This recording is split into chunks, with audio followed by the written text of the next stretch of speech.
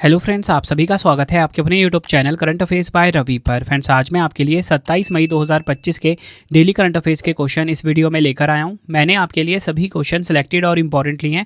अगर आप किसी भी कॉम्पिटिटिव एग्जाम की तैयारी कर रहे हो, ये वीडियो आपके लिए काफ़ी ज़्यादा यूजफुल रहने वाला है। फ्रेंड्स, मैं आपको बताना चाहता हूँ कि मैं आपको डेली बेसिस पे मोस्ट इंपॉर्टेंट 12 MCQs करवाता हूँ, बेस्ट एक्सप्लेनेशन और बेस्ट रिसर्च के साथ, और जिन क्वेश्चन के एग्जाम में डायरेक्ट आने के चांसेस होते हैं। तो चलिए हम अपनी वीडियो को स्टार्ट कर लेते हैं। देखिए, वीडियो की स्टार्टिंग हमारी हर दिन होती है पिछले दिन के करंट अफेयर्स के क्विक रिवीजन के साथ। तो देखिए, कल जो मैंने आपको पहला क्वेश्चन पढ़ाया था वो पढ़ाया था मई 2025 में भारतीय टेस्ट टीम का नया कप्तान किसे नियुक्त किया गया है। आंसर हो जाएगा शुभमन गिल को। नेक्स्ट है, मई 2025 में न्यू डेवलपमेंट बैंक यानी कि NDB का 9वां सदस्य देश कौन सा बना है। आंसर हो जाएगा अल्जीरिया। अंतर्राष्ट्रीय आलू केंद्र के अनुसार भारत किस वर्ष तक दुनिया का सबसे बड़ा आलू उत्पादक देश बन जाएगा 2030 तक। मई 2025 में प्रधानमंत्री नरेंद्र मोदी जी ने नीति आयोग की 10वीं गवर्निंग काउंसिल बैठक की अध्यक्षता कहाँ की है। नई दिल्ली में। अगला क्वेश्चन है, किस राज्य सरकार ने कोंकण रेल कॉरपोरेशन लिमिटेड के भारतीय रेलवे विलय की स्वीकृति दी है। महाराष्ट्र। बढ़ते हैं नेक्स्ट क्वेश्चन की तरफ। फुटबॉल टूर्नामेंट सीरी ए 2024-25 सीजन का खिताब किसने जीता है। नेपोली ने जीता है। मई 2025 में टेस्ट क्रिकेट में सबसे तेज 13,000 रन बनाने वाले खिलाड़ी जो रूट किस देश के हैं। इंग्लैंड के। मई 2025 में भारत किस देश को पछाड़कर दुनिया की चौथी सबसे बड़ी अर्थव्यवस्था बन गया है। जापान को। मई 2025 में समुद्री उत्पाद निर्यात विकास प्राधिकरण के नए निदेशक कौन बने हैं। Ram Mohan MK। The diary of a cricketers wife a very unusual memoir पुस्तक किसने लिखी है। पूजा पुजारा ने। मई 2025 में चागोस द्वीप समूह को मॉरिशस को सौंपने के समझौते में किस देश ने सहमति दी है। यूनाइटेड किंगडम ने। विंग्स इंडिया 2026 एयर शो का आयोजन जनवरी 2026 में किस स्थान पर किया जाएगा। हैदराबाद में। तो फ्रेंड्स, ये आपको मैंने पिछले मोस्ट इंपॉर्टेंट 12 क्वेश्चन जो करवाए थे उसका रिवीजन करवा दिया। अब हम स्टार्ट कर लेते हैं आज के पहले क्वेश्चन को, और आप सभी कमेंट बॉक्स में अपना अटेंडेंस लगा दीजिए कि आप सबका नाम और किस एग्ज़ाम की आप तैयारी कर रहे हो। तो चलिए शुरू कर लेते हैं। तो देखिए, आज का हमारा पहला क्वेश्चन है, खेलो इंडिया बीच गेम्स 2025 की पदक तालिका में शीर्ष स्थान किस राज्य ने प्राप्त किया है। आपको बताना चाहता हूँ 2025 में खेलो इंडिया बीच गेम्स का पहला संस्करण खेला गया, ठीक है, और इसमें जो विजेता बनकर उभरी है वो है मणिपुर राज्य। ऑप्शन सी बिल्कुल सही हो जाएगा। डिटेल में समझेंगे। मणिपुर ने कुल 14 पदक अपने नाम करे, जिसमें कि 5 गोल्ड है, 6 सिल्वर है, 3 कांस्य है, पहला स्थान प्राप्त किया। खेलो इंडिया बीच गेम्स 2025 का आयोजन 9 से 24 मई को दीव के घोगला बीच पर युवा मामले और खेल मंत्रालय द्वारा किया गया है, पहला संस्करण। अब देखिए फ्रेंड्स, ये जो मेडल टैली है ना, ये समझने वाला है। समझने वाला क्यों है, देखिए यहाँ पे ना आप देखोगे ना कि टोटल मेडल में महाराष्ट्र सबसे ऊपर है, लेकिन इसको दूसरे नंबर पे स्थान दिया गया है। देखो, कभी भी जो मेडल टैली होती है ना, उसकी रैंकिंग हमेशा सबसे ज़्यादा जो गोल्ड जीतती है ना कोई टीम, उसके आधार पर होती है, बल्कि ये नहीं कि किसने सबसे ज़्यादा मेडल जीते हैं, ठीक है। जो सबसे ज़्यादा गोल्ड जीतेगा वो नंबर 1 पर आएगा। लेकिन यहाँ पे एक और चीज़ देखो, सबके गोल्ड बराबर थे, तो फिर जब गोल्ड बराबर होना, फिर रैंकिंग शिफ्ट हो जाती है, जो सबसे ज़्यादा सिल्वर जीतता है यानी कि रजत जीतता है, ठीक है। तो यहाँ पे आप ये देखो, गोल्ड बराबर था तो सबसे ज़्यादा सिल्वर किसने जीते थे, मणिपुर ने जीते थे, इसलिए मणिपुर को ना पहला स्थान दिया गया है। आई होप आपको ये चीज़ क्लियर हो गई। तो मणिपुर पहले नंबर पे रहा, जिसने टोटल मिला के 14 मेडल जीते, 5 गोल्ड, 6 रजत, 3 कांस्य के साथ। महाराष्ट्र नंबर 2 पे कुल 20 मेडल जीते हैं इसने। नागालैंड नंबर 3 पे है, नागालैंड ने कुल मिला के 13 पदक अपने नाम करा। युवा मामले और खेल मंत्रालय के जो वर्तमान मंत्री डॉक्टर मनसुख मांडविया हैं, राज्य मंत्री श्रीमती रक्षा खड़से हैं, ये आपको ध्यान रखना है। देखिए, हमारे क्वेश्चन की टाइप है खेल पुरस्कार। तो मैं आपको जितने भी पिछले खेल पुरस्कार है फटाफट से रिवाइज करवा देता हूँ। नए क्वेश्चन भी मैंने इसमें अपडेट कर दिए हैं। तो देखिए, सबसे पहले हम बात करेंगे मेजर ध्यानचंद खेल रत्न 2024 की, जो कि 2025 में मिला है। 4 खिलाड़ियों को मिला है, Manu Bhaker, D Gukesh, Harmanpreet Singh, Praveen Kumar. Miami open champion 2025 महिला एकल का विजेता आर्यना सबालेंका और पुरुष एकल के विजेता जैकब मैनिस्क रहे हैं। खेलो इंडिया पैरा गेम्स 2025 की विजेता हरियाणा रही है। महिला प्रीमियर लीग 2025 विजेता Mumbai Indians. Indian open 2025 squash पुरुष एकल विजेता करीम एल टार्की, महिला एकल अनाहत सिंह। एशियाई कुश्ती चैंपियनशिप 2025 के विजेता ईरान है। 41वां स्पेनिश सुपर कप 2025 विजेता फुटबॉल क्लब बार्सिलोना है। खेलो इंडिया विंटर गेम्स 2025 की विजेता भारतीय सेना। खो खो विश्व कप 2025 में पुरुष और महिला वर्ग विजेता भारत। यूईएफए यूरोपा लीग 2025 का खिताब टोटेनहम हॉटस्पर। इटालियन ओपन 2025 में पुरुष एकल का खिताब कार्लोस अल्काराज है और महिला एकल खिताब जीता है जैसिमन पाओलिनी ने। ये सभी आपको ध्यान रखने जो मैंने आपको इंपॉर्टेंट शीट रिवाइज करवाया। बढ़ते हैं नेक्स्ट क्वेश्चन की तरफ। देखिए अगला क्वेश्चन आ गया है, राष्ट्रमंडल दिवस 2025 कब मनाया गया है। बात यहाँ पे कॉमनवेल्थ डे की जा रही है, तो राइट आंसर हो जाता है इस क्वेश्चन का ऑप्शन ए 24 मई को। डिटेल में समझते हैं इस क्वेश्चन को। राष्ट्रमंडल दिवस हर साल 24 मई को मनाया जाता है। इसका मुख्य उद्देश्य सदस्य देशों के बीच एकता, सहयोग और साझा मूल्यों को बढ़ावा देना है। यह दिवस यह स्मरण कराता है कि राष्ट्रमंडल एक ऐसा संगठन है जो लोकतंत्र, मानवाधिकार, शांति, कानून का शासन और सतत विकास जैसे मूल सिद्धांतों पर आधारित है। थीम काफ़ी इंपॉर्टेंट है, थीम छोटी हो जाती है इसलिए मोस्ट इंपॉर्टेंट हो जाएगी। हम एक साथ मिलकर आगे बढ़ेंगे, इंग्लिश में we will move forward together. ये थीम है राष्ट्रमंडल दिवस 2025 की। बढ़ते हैं अगले क्वेश्चन की तरफ। उत्तर प्रदेश के शहर में विश्व की सबसे बड़ी एरोस्पेस ग्रेड टाइटेनियम इकाई का उद्घाटन किया गया है, तो राइट आंसर हो जाता है ऑप्शन सी लखनऊ। डिटेल में समझेंगे। 12 मई 2025 को रक्षा मंत्री राजनाथ सिंह जी, उत्तर प्रदेश के मुख्यमंत्री योगी आदित्यनाथ जी ने लखनऊ में दुनिया की सबसे बड़ी एरोस्पेस ग्रेड टाइटेनियम और सुपर एलॉय सामग्री निर्माण का इकाई का उद्घाटन किया है। एरोस्पेस ग्रेड टाइटेनियम को एरोस्पेस उद्योग में उपयोग के लिए डिज़ाइन किया गया एक विशेष रूप से मजबूत और हल्का टाइटेनियम है। 50 एकड़ में फैले नई टाइटेनियम संयंत्र की वार्षिक उत्पादन क्षमता 6000 टन है, जो इसे टाइटेनियम रिमेल्टिंग के लिए दुनिया की सबसे बड़ी एकल साइट सुविधा बनाती है। बढ़ते हैं अगले क्वेश्चन की तरफ। किस राज्य ने मुद्दुमलाई टाइगर रिजर्व में भारत के पहले महावत गांव का उद्घाटन किया है। राइट आंसर हो जाता है इस क्वेश्चन का हमारा ऑप्शन ए तमिलनाडु। डिटेल में समझेंगे। तमिलनाडु के मुख्यमंत्री एम.के. स्टालिन ने मुद्दुमलाई टाइगर रिजर्व के थेप्पाकाडु हाथी शिविर में भारत के पहले महावत गांव का उद्घाटन किया है। इस पहल का उद्देश्य आदिवासी समुदायों से संबंधित इन देखभालकर्ताओं की जीवन स्थितियों में सुधार करना है। इस गांव में 44 पारिस्थितिकी संवेदनशील आवास बनाए गए हैं जो महावतों और उनके सहायकों के लिए है। इन आवासों का निर्माण 5.6 करोड़ की लागत से किया गया है और ये हाथी शिविर के पास स्थित है। देखिए फ्रेंड्स, यहाँ पे मैंने आपको ये तो बता दिया कि जो इंडिया का फर्स्ट महावत गांव है ये कहाँ पर उद्घाटन किया गया, तमिलनाडु में। तमिलनाडु राज्य दर्शन देखेंगे। मेरी कोशिश ये रहती है कि मैं आपको अपनी वीडियो में हर दिन एक राज्य दर्शन जरूर करवाऊं, संगठन एक तो अच्छे से एक्सप्लेन करवाऊं और देश भी अच्छे से एक्सप्लेन करवाऊं। आज हमारे पास आ गया है तमिलनाडु। देखिए ये हमारा प्यारा भारत है। इसकी लोकेशन देखिए तमिलनाडु की, ये देखिए फ्रेंड्स ये तमिलनाडु है जो कि आप देख सकते हो दक्षिणी राज्य है। 1 नवंबर 1956 को स्थापना हुई थी। चेन्नई इसकी राजधानी है। मुथुवेल करुणानिधि स्टालिन यहाँ के मुख्यमंत्री, उप मुख्यमंत्री उदयनिधि स्टालिन हैं। आर.एन. रवि यहाँ के राज्यपाल हैं। 39 लोकसभा सीट, राज्यसभा सीट 18, विधानसभा सीट 234। राजकीय पक्षी है एमराल्ड डोव, राजकीय पशु है नीलगिरी तहर, राजकीय फल है कटहल। तमिलनाडु के पड़ोसी राज्य हैं कितने, 3 पड़ोसी राज्य, आंध्र प्रदेश, केरल, कर्नाटक। ठीक है।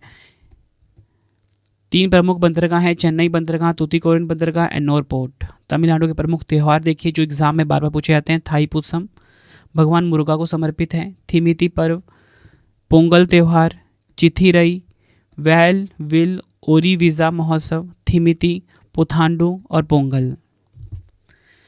तमिलनाडु राज्य दर्शन में आगे हम देखेंगे तमिलनाडु के लोक नृत्य, कुम्मी, भरतनाट्यम, कारगम, कावड़ियाट्टम, देवराट्टम नृत्य, करागम लोक नृत्य। प्रमुख मंदिर देखेंगे शोर मंदिर, ऐरावतेश्वर मंदिर, गंगईकोंडा चोलपुरम मंदिर, कपालेश्वर मंदिर, चिदम्बरम मंदिर, इरावतनेश्वर मंदिर, बृहदीश्वर मंदिर। इसके बाद है एकम्बेश्वर मंदिर, राजराजेश्वर मंदिर। नेक्स्ट क्वेश्चन एग्जाम में पूछा गया था, सिलंबम किस राज्य की एक हथियार आधारित मार्शल आर्ट है, तमिलनाडु। काफ़ी बार पूछा गया है। केरल को तमिलनाडु से जोड़ने वाला महत्वपूर्ण दर्रा कौन सा है, पालघाट दर्रा।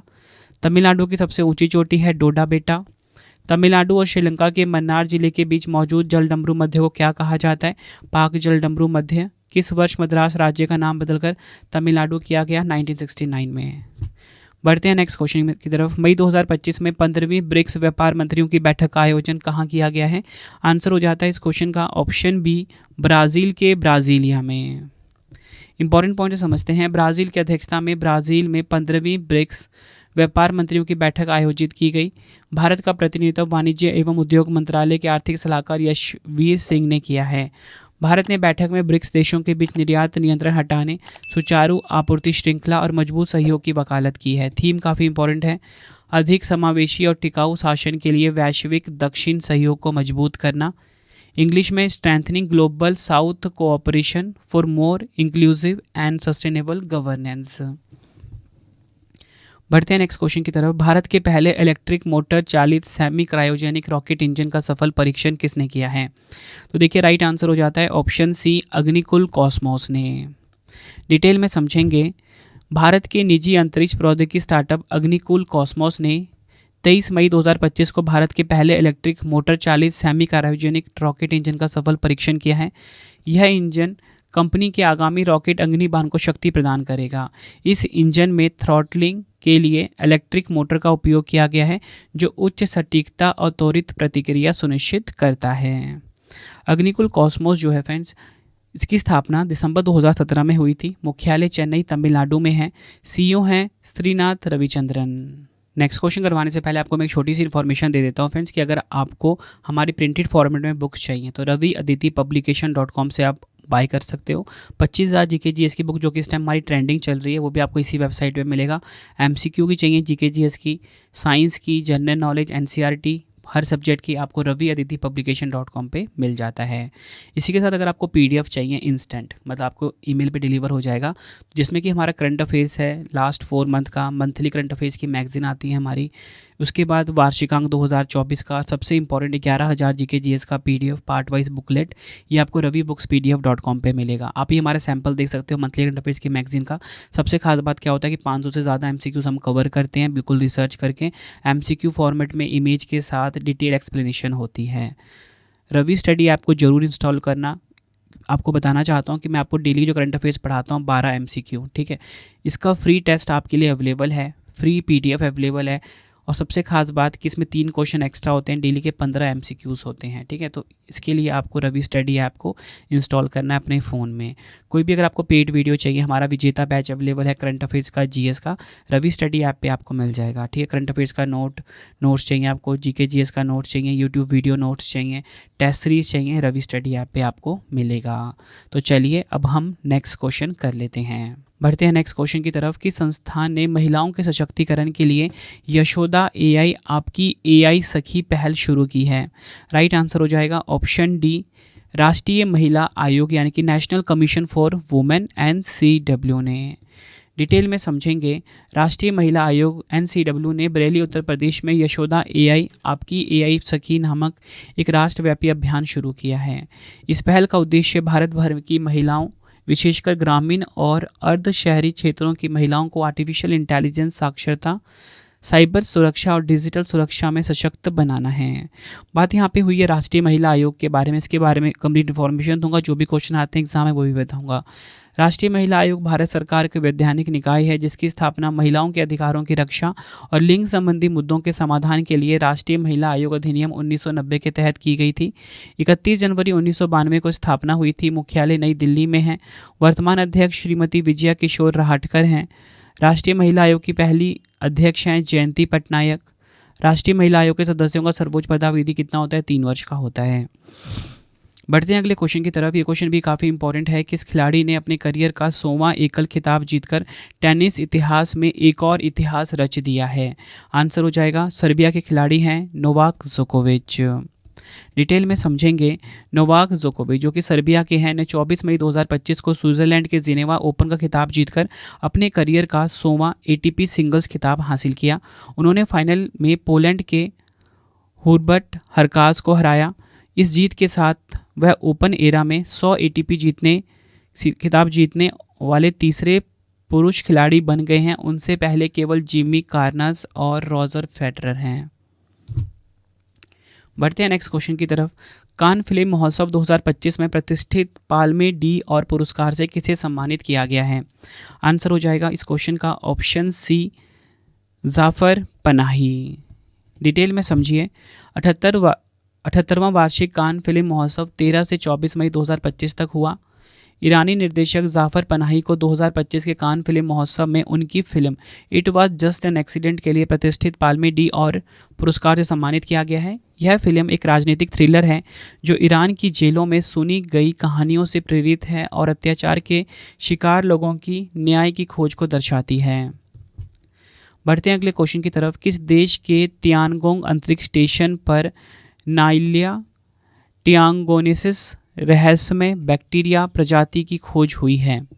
आंसर हो जाएगा ऑप्शन ए चीन। डिटेल में समझिए इस क्वेश्चन को। चीन के तियानगोंग अंतरिक्ष स्टेशन पर एक नई और रहस्यमय बैक्टीरिया प्रजाति की खोज हुई है जिसे नाइलिया तियांगोनेसिस नाम दिया गया है। यह बैक्टीरिया पहले पृथ्वी पर कभी नहीं देखा गया था और इसे शेंजोंग 15 मिशन के दौरान अंतरिक्ष यात्रियों द्वारा एकत्रित सतह के नमूनों में पाया गया। अगर हम बात करें नाइलिया तियांगोनेसिस माइक्रोग्रेविटी, उच्च विकिरण और पोषक तत्वों की कमी जैसी अंतरिक्ष की कठोर परिस्थितियों में जीवित रहने में सक्षम हैं। बात यहाँ पे चीन देश की हुई है। चीन देश के बारे में इंफॉर्मेशन दूंगा। सबसे पहले आप यहाँ पे देखिए, ये वर्ल्ड मैप है और यहाँ पे हमारा प्यारा भारत कहाँ पर है? एशिया महाद्वीप में स्थित हमारा प्यारा भारत ये है और हमारा पड़ोसी देश है चीन। ये आप देख सकते हो लोकेशन। चीन के बारे में हम समझेंगे। चीन किस महाद्वीप में है? एशिया महाद्वीप में। बीजिंग इसकी राजधानी है। रेनबिनबी और चीनी युआन यहाँ की मुद्रा है। शी जिनपिंग राष्ट्रपति हैं। मंदारिन यहाँ की भाषा है। क्षेत्रफल की दृष्टि से तीसरा सबसे बड़ा देश है। चीन और भारत के बीच की सीमा रेखा मैकमोहन रेखा है। पड़ोसी देश 14 हैं। कौन सा देश ताइवान को अपने क्षेत्र का हिस्सा मानता है? चीन देश। चीन विश्व व्यापार संगठन का हिस्सा कब बना? 2001 में। ईस्ट इंडिया कंपनी ने चीन के व्यापार का एकाधिकार कब समाप्त किया? 1833 में। चीन की सबसे लंबी नदी कौन सी है? यांगत्से नदी, जो कि एशिया की भी सबसे लंबी नदी है। बढ़ते हैं अगले क्वेश्चन की तरफ। भारतीय निर्वाचन आयोग ने मतदान केंद्रों पर मतदाताओं की अधिकतम संख्या को 1500 से घटाकर अब कितना कर दिया है? आंसर हो जाएगा ऑप्शन सी 1200। डिटेल में समझिए आप इस क्वेश्चन को। भारतीय निर्वाचन आयोग ने मतदान केंद्रों पर मतदाताओं की अधिकतम संख्या को 1500 से घटाकर 1200 कर दिया है। यह निर्णय मतदाताओं की सुविधा, भीड़भाड़ कम करने और मतदान प्रक्रिया को अधिक सुगम एवं पारदर्शी बनाने के उद्देश्य से लिया गया है। इस बदलाव से मतदान केंद्रों पर लंबी कतारों और प्रतीक्षा समय में कमी आने की संभावना है। और आपको बताना चाहता हूँ, भारत के जो मुख्य चुनाव आयुक्त हैं ज्ञानेश कुमार हैं, 26वें नंबर के। अगला क्वेश्चन है, विश्व सिजोफ्रेनिया जागरूकता दिवस 2025 कब मनाया गया है? आंसर हो जाएगा ऑप्शन ए 24 मई को। डिटेल में समझते हैं। विश्व सिजोफ्रेनिया जागरूकता दिवस हर साल 24 मई को मनाया जाता है। इस दिन का उद्देश्य सिजोफ्रेनिया से जुड़े मिथकों और भ्रांतियों को दूर करना, समाज में इसके प्रति जागरूकता फैलाना और प्रभावित व्यक्तियों के लिए समर्थन प्रदान करना है। थीम है इसकी लेबल पर पुनः विचार करें, कहानी को पुनः प्राप्त करें। इंग्लिश में rethink the label, reclaim the story. तो फ्रेंड्स, इसी प्रकार से आज की वीडियो हमारी ये हो जाती है कंप्लीट। अब आपके लिए 3 क्वेश्चन जिसका आंसर कमेंट बॉक्स में देना है। लेकिन फ्रेंड्स, मैं आपको बताना चाहता हूँ कि मैं आपके लिए ना डेली फ्री टेस्ट प्रोवाइड करता हूँ करंट अफेयर्स का, जिसमें कि आपको 15 MCQ का टेस्ट मिलता है PDF के साथ। तो वो टेस्ट आप ज़रूर लगाया करो फ्रेंड। देखो, इतना ज़्यादा मेहनत करके मैं आपका टेस्ट अपलोड करवाता हूँ। मतलब मैं देखता हूँ ना, ज़्यादा से ज़्यादा 7 से 8 हज़ार बच्चे ही टेस्ट अटैम्प्ट कर रहे हैं। ठीक है, टेस्ट आप ज़रूर अटैम्प्ट किया करो कि टेस्ट ही आपको बेस्ट बनाएगा। ठीक है, रवि स्टडी ऐप पे टेस्ट मिलता है। अभी तीनों क्वेश्चन का आंसर कमेंट में दीजिए। पहला क्वेश्चन है, खेलो इंडिया बीच गेम 2025 की पदक तालिका में शीर्ष स्थान किस राज्य ने प्राप्त किया? 4 ऑप्शन है। दूसरा है, राष्ट्रमंडल दिवस 2025 कब मनाया गया? किस खिलाड़ी ने अपने करियर का 100वां एकल खिताब जीतकर टेनिस इतिहास में एक और इतिहास रच दिया? तो फ्रेंड, इसी प्रकार से हमारी वीडियो हो जाती है कंप्लीट। आपको छोटी इन्फॉर्मेशन ये दे देता हूँ कि अगर आपको बुक्स चाहिए raviaditipublication.com से आप ऑर्डर कर सकते हो। इसी के साथ अगर आपको PDF चाहिए ravibookspdf.com से आप बाय कर सकते हो। इंस्टेंट आपको ईमेल पे डिलीवर हो जाएगा। करंट अफेयर्स GS की सारी PDFs अवेलेबल हैं। ठीक है, प्रॉपर नोट्स के फॉर्मेट में इंपॉर्टेंट क्वेश्चन के साथ। ठीक है, मंथली करंट अफेयर्स की मैगजीन आप ये देख सकते हो, हर महीने अवेलेबल है 500 MCQs के साथ। रवि स्टडी ऐप को आप इंस्टॉल कर लेना फ्री टेस्ट के लिए, फ्री PDF के लिए। बाकी कोई भी अगर आपको पेड वीडियो टेस्ट सीरीज चाहिए, रवि स्टडी ऐप पर ही आपको मिलेगा। अगर आप ये ऐप इंस्टॉल करते हो, आपको मेरा इनिशिएटिव पसंद आता है, तो फ्रेंड्स आप रेटिंग ज़रूर किया करो। ठीक है, तो आप 5 स्टार रेटिंग दे सकते हो इस ऐप को। ठीक है, टेलीग्राम इंस्टाग्राम पे जुड़ सकते हो, करंट अफेयर्स बाय रवि नाम से है। वीडियो आपको कैसी लगी कमेंट में ज़रूर बताना। मिलते हैं आप सभी से नेक्स्ट वीडियो में। Thank you and wish you all the best.